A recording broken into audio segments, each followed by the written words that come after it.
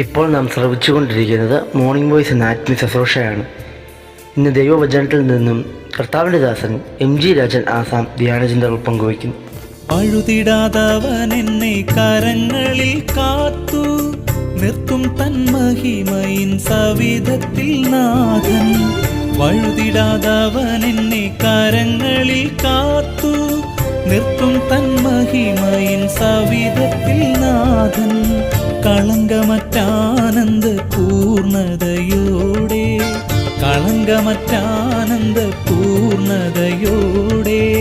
ഭാവിക്കട്ടെ മഹത്വമെന്നവനെന്നുമാമേൻ. ഭാവിക്കട്ടെ മഹത്വമെന്നവനെന്നുമാമേൻ. ദൈവത്തിൻ്റെ അതിപരിശുദ്ധമായ നാമം മഹത്വപ്പെടുവാനായിട്ടിടയാകട്ടെ. മലാക്കി പ്രവാചക പുസ്തകം 2-ാം അധ്യായം അതിൻ്റെ 2-ാമത്തെ വാക്യത്തിൻ്റെ ഒടുവിലത്തെ ഭാഗം ഞാൻ വായിക്കുമ്പോൾ ദയവായി ശ്രദ്ധിക്കണമേ. ഞാൻ നിങ്ങളുടെ മേൽ ശാപം അയച്ച് നിങ്ങൾക്കുള്ള അനുഗ്രഹങ്ങളെയും ശപിക്കും എന്ന് സൈന്യങ്ങളുടെ യഹോവ അരുളിച്ചെയ്യുന്നു. അതേ, നിങ്ങൾ മനസ്സ് വയ്ക്കായകൊണ്ട് ഞാൻ അവയെ ശപിച്ചുമിരിക്കുന്നു. നിങ്ങൾ മനസ്സ് വയ്ക്കായകൊണ്ട് ഞാൻ അവയെ ശപിച്ചുമിരിക്കുന്നു. ദൈവതിരുനാമം മഹത്വപ്പെടുവാനായിട്ടിടയാകട്ടെ.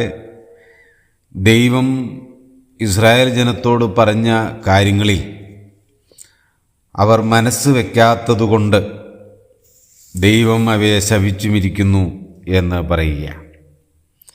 ഞാൻ നിങ്ങളെ ശപിക്കും എന്ന് അതിൻ്റെ ആദ്യ ഭാഗത്ത് നമ്മൾ വായിച്ചു. അവിടെ ഇസ്രായേലിലെ പുരോഹിതന്മാരോടാണ് ദൈവം ഈ കാര്യം പറയുന്നത്. എൻ്റെ നാമത്തിന് നിങ്ങൾ മഹത്വം കൊടുക്കണം. 1-ാം അധ്യായം നാം വായിക്കുമ്പോൾ അവർ മഹത്വം ദൈവനാമത്തിന് കൊടുത്തില്ല. അവർ വിഗ്രഹങ്ങളെ ആരാധിക്കുന്നവരും മാത്രമല്ല, ദൈവത്തിന് ബലി അർപ്പിക്കുന്നതിൽ പരാജയപ്പെട്ടവരുമായിരുന്നു. അപ്പോൾ അവർ ദൈവത്തിന് കൊടുക്കേണ്ടുന്ന മഹത്വം കൊടുക്കാതെ ദൈവത്തെ ആക്ഷേപിക്കുന്ന, ദൈവത്തെ കളിയാക്കുന്ന ഒരു മനോഭാവത്തിലേക്ക് അവർ മാറിയിരിക്കുകയാണ്. അപ്പം അങ്ങനെയുള്ള ജനത്തോട് ദൈവം സംസാരിക്കുകയാണ്. പുരോഹിതന്മാർ വാസ്തവത്തിൽ ഈ കാര്യം ജനത്തെ ബോധ്യപ്പെടുത്തേണ്ടുന്നവരാണ്. അവർ ജനത്തോട് ഈ കാര്യങ്ങൾ ചെയ്യുന്നത്, നിങ്ങൾ ചെയ്യുന്നത് തെറ്റാണെന്നും ആ തെറ്റിൽ നിന്ന് നിങ്ങൾ മാനസാന്തരപ്പെടണമെന്നും പറഞ്ഞു കൊടുക്കുകയും അവർക്ക് നൽവഴി കാണിച്ചു കൊടുക്കുകയും ചെയ്യേണ്ടുന്ന പുരോഹിതന്മാർ. എന്നാൽ അവരും ദൈവത്തിന് മഹത്വം കൊടുത്തില്ല എന്നുള്ളതാണ്. അപ്പോൾ അങ്ങനെ ജനവും പുരോഹിതന്മാരും ഒരുപോലെ പാപം ചെയ്തപ്പോൾ ദൈവം പറയുകയാണ്, ഞാൻ നിങ്ങളുടെ മേൽ അനുഗ്രഹത്തിന് പകരമായി ശാപം അയക്കും. അതുമാത്രമല്ല, നിങ്ങളുടെ അനുഗ്രഹങ്ങളെയും ഞാൻ ശപിക്കും. അപ്പോൾ ഒന്ന് ശാപം വരും, 2 അനുഗ്രഹങ്ങളെ ദൈവം ശപിക്കും. എന്നിട്ട് പറയുകയാണ്, അവയെ ഞാൻ ശപിച്ചുമിരിക്കുന്നു എന്നാണ്. അപ്പോൾ അവരെ ശപിച്ചിരിക്കുന്നു എന്നല്ല, അവയെ ശപിച്ചിരിക്കുന്നു എന്നാണ്.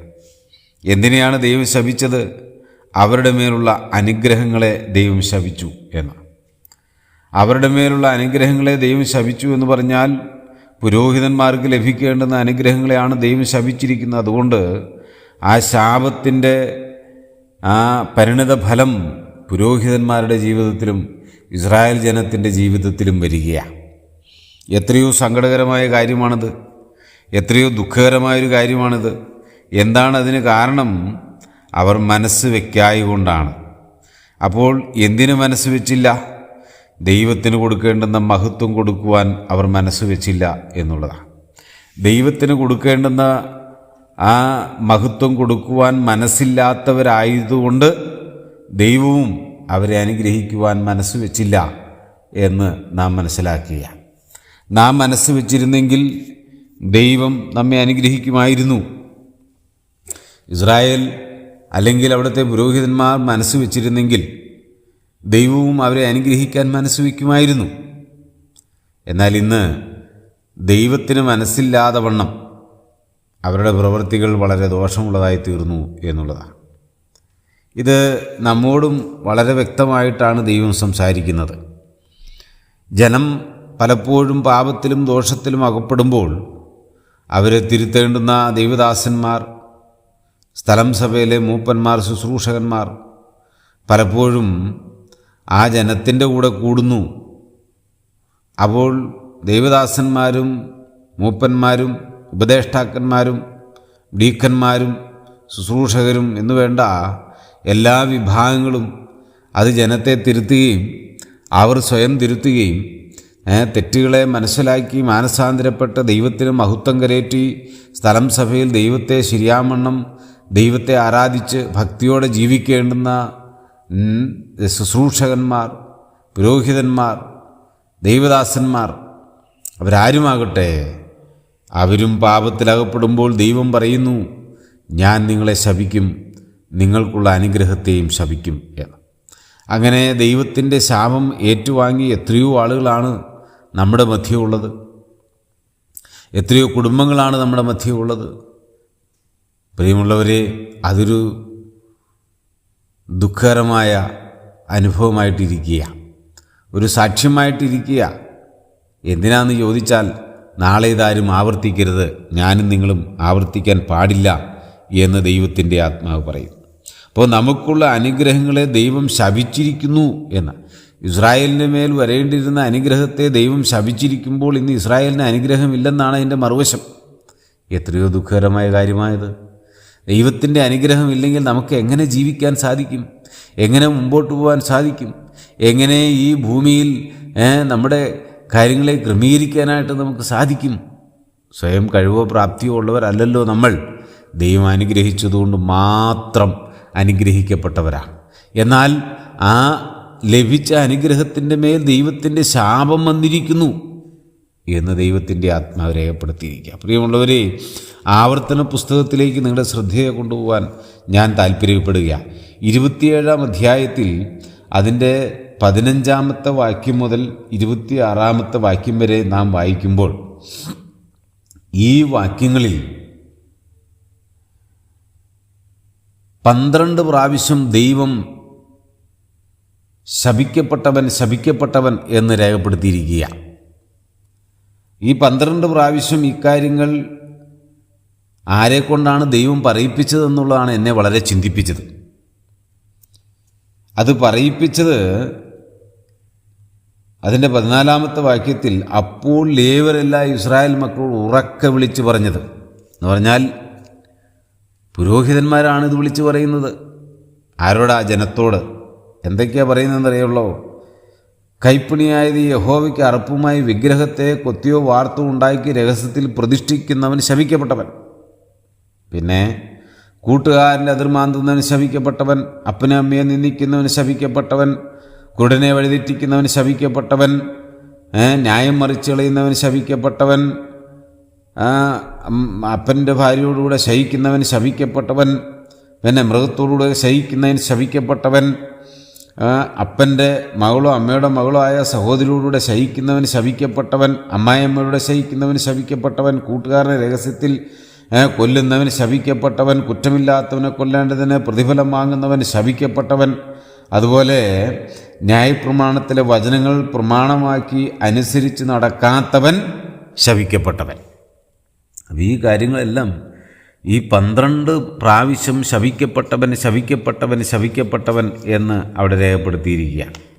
ഇനി 28-ാമത്തെ വാക്യം നാം വായിക്കുമ്പോൾ അവിടെ അതിൻ്റെ 16, 17 മുതലുള്ള വാക്യങ്ങളിലൊക്കെ ആ താഴോട്ട് വായിക്കുമ്പോൾ അവിടെയും നീ ശപിക്കപ്പെട്ടിരിക്കും, നീ ശപിക്കപ്പെട്ടിരിക്കും, നീ ശപിക്കപ്പെട്ടിരിക്കും എന്ന് രേഖപ്പെടുത്തിയിരിക്കുക. നീ മാത്രമല്ല, പിന്നെയോ നിന്റെ ഗർഭഫലവും കൃഷിഫലവും കന്നുകാലിയുടെ പേറും ആടുകളുടെ പിറപ്പും ശപിക്കപ്പെട്ടിരിക്കും. നീ പുറത്തു പോകുമ്പോഴും അകത്ത് വരുമ്പോഴും ശപിക്കപ്പെട്ടിരിക്കും. അപ്പം അങ്ങനെ ശപിക്കും, ശപിക്കപ്പെട്ടിരിക്കും എന്ന് മാറി മാറി പറഞ്ഞിരിക്കുക. ഈ ശപിക്കപ്പെട്ടിരിക്കും എന്ന് പറയുന്നതിന് കാരണം ഈ 27ഉം 28ഉം അധ്യായങ്ങളിൽ അത് പറയുമ്പോൾ അവിടെ വായിക്കുന്നത് എന്താണെന്ന് ചോദിച്ചാൽ, പ്രിയമുള്ളവരെ, എന്താ ഇതിൻ്റെ കാരണം? 28-ാം അധ്യായത്തിൻ്റെ ആ 15-ാമത്തെ വാക്യത്തിൽ രേഖപ്പെടുത്തിയിരിക്കുന്നത്, ഞാൻ നിന്നോട് ഇന്ന് ആജ്ഞാപിക്കുന്ന അവൻ്റെ കൽപ്പനകളും ചട്ടങ്ങളും പ്രമാണിച്ച് നടക്കാഞ്ഞാൽ എന്നാണ്. അപ്പോൾ ചട്ടങ്ങളും കൽപ്പനകളും പ്രമാണിച്ച് നടക്കാതിരുന്നാൽ നീ ശപിക്കപ്പെടും. അതാണ് രേഖപ്പെടുത്തിയിരിക്കുന്നത്. അപ്പോൾ ദൈവം പറഞ്ഞിരിക്കുന്ന കൽപ്പനകൾ പ്രമാണിക്കാതിരിക്കുക, അതാണ് ശാപത്തിന് കാരണം. അപ്പോൾ ദൈവത്തിൻ്റെ കൽപ്പനകൾ നാം പ്രമാണിച്ചില്ലെങ്കിൽ, കൽപ്പനകൾ പ്രമാണിച്ചില്ലെങ്കിൽ, ചട്ടങ്ങൾ പ്രമാണിച്ചില്ലെങ്കിൽ, ചെയ്യേണ്ടുന്ന കാര്യങ്ങൾ കൃത്യമായിട്ട് ചെയ്തില്ലെങ്കിൽ അത് ശാപത്തിന് കാരണമാകും എന്ന് ദൈവത്തിൻ്റെ ആത്മാവ് രേഖപ്പെടുത്തിയിരിക്കുക. മലാഖിയിലേക്ക് മടങ്ങി വരുമ്പോൾ പ്രിയമുള്ളവരെ, ഇവിടെയും ദൈവത്തിന് മഹത്വം കരയറ്റുക എന്ന് പറഞ്ഞാൽ ദൈവത്തിൻ്റെ കൽപ്പനകളെ പ്രമാണിക്കുക, അത് ചെയ്യേണ്ടുന്ന വിധത്തിൽ ചട്ടങ്ങൾ ചെയ്യുക. ചെയ്യാതെ വരുന്നത് കൊണ്ടാണ് ദൈവത്തിൻ്റെ ശാപം വരുന്നത്. ഈ ദിവസങ്ങളിൽ നാം ദൈവത്തിൻ്റെ കൽപ്പനകൾ പ്രമാണിക്കുന്നവരും കൃത്യമായ നിലയിൽ ദൈവത്തെ ആത്മാവിലും സത്യത്തിലും ചട്ടപ്രകാരം ആരാധിക്കുന്നവരുമാണോ? അത് നാം ഒന്ന് വിലയിരുത്തി ചിന്തിക്കണം. എൻ്റെയും താങ്കളുടെ ജീവിതം എപ്രകാരമാണ്? കർത്താവ് പറയുന്നു ഇസ്രായേൽ ജനത്തോട്, പുരോഹിതന്മാരോട് പറയുകയാണ്, ഞാൻ ശപിച്ചും ഇരിക്കുന്നു എന്ന് പറഞ്ഞാൽ നിനക്ക് ഞാൻ തന്ന അനുഗ്രഹത്തെ ഞാൻ ശപിച്ചിരിക്കുന്നു എന്നാണ്. പിന്നെ അവിടെ ഒരു അനുഗ്രഹമില്ല, ഒരു നന്മയില്ല. നമ്മുടെ അനുഗ്രഹത്തെ ദൈവം ശപിച്ചിരിക്കുകയാണോ? നമുക്ക് അനുഗ്രഹം ലഭിച്ചിട്ടുണ്ടോ? ഇനി ലഭിച്ച അനുഗ്രഹത്തിന്മേൽ ദൈവത്തിൻ്റെ ശാപം വന്ന് മൂടിയിരിക്കുകയാണോ? നാം അനങ്ങാൻ പറ്റാത്ത വിധത്തിൽ ബന്ധിക്കപ്പെട്ടോ ശാപത്തിൻ്റെ ബന്ധനത്തിൽ അകപ്പെട്ടു പോയോ? പ്രിയമുള്ളവരൊന്ന് തിരിഞ്ഞ് ചിന്തിക്കുവാൻ ദൈവം നമ്മെ സഹായിക്കട്ടെ. കർത്താവിൻ്റെ വചനത്തിൽ ഇങ്ങനെ വായിക്കുന്നു, ദൈവത്തിന് തക്ക മഹത്വം കൊടുക്കുക, ദൈവനാമത്തിന് തക്ക മഹത്വം കൊടുക്കുക. അങ്ങനെ നാം ജീവിക്കാൻ ദൈവം നമ്മെക്കുറിച്ച് ആഗ്രഹിക്കുന്നു. ചട്ടപ്രകാരം ദൈവത്തെ മഹത്വപ്പെടുത്തി ജീവിപ്പാൻ, വചനപ്രകാരം ജീവിപ്പാൻ ദൈവം നമ്മെക്കുറിച്ച് ചിന്തിക്കുന്നു. ആകയാൽ വരുന്ന ദിവസങ്ങളിൽ അങ്ങനെയായിരിക്കാൻ സ്വർഗത്തിലെ ദൈവം നമ്മെ ഓരോരുത്തരെയും സഹായിക്കട്ടെ. കർത്താവിൻ്റെ പൊന്നു നാം മഹത്വപ്പെടട്ടെ. കാണുന്നു ഞാൻ യാഹിൽ എനിക്കാശ്രയമായൊരു ശാശ്വത പാറ. കാണുന്നു ഞാൻ യാഹിൽ എനിക്കാശ്രയമായൊരു ശാശ്വത പാറ.